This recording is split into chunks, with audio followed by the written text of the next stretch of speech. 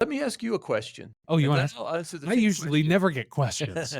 Well, it's a question for both of us, right? Okay, Because I think if somebody's listening here, their question would be, "You guys both work with AI and technology, this is fair. so how can aren't you being hypocritical by criticizing the very technology that you help to enable?"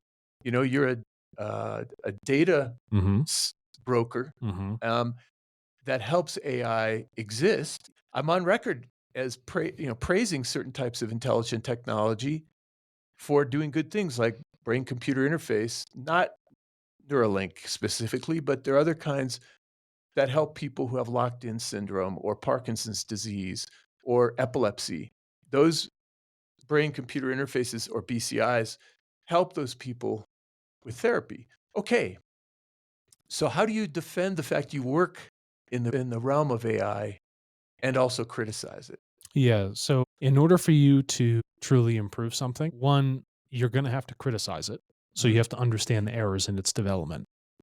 But then you also have to offer up a solution that can net those errors out and actually make it develop for the better. At this point in time, yes, we do move quite a bit of data to train large language models, artificial intelligence. But the data we are moving and the process of how it's moved is completely different from how these systems were historically trained, especially since the early 80s. Our goal, right? And I am highly critical, okay? And not to be a hypocrite, but I'm highly critical.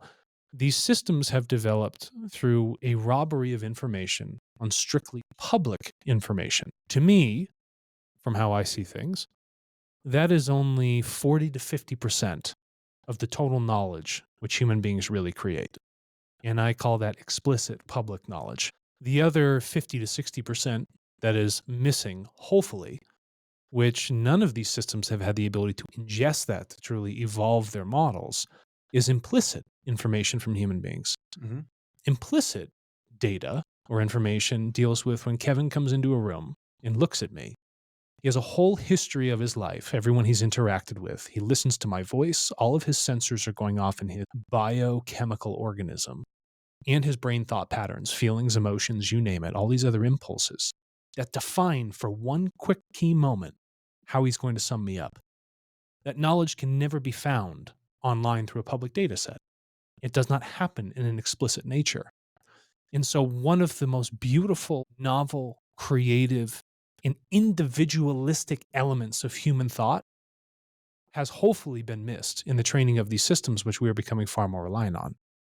And I've been very critical to say that if we are going to use this technology, we need to supply it with things that actually make it beneficial to the human being.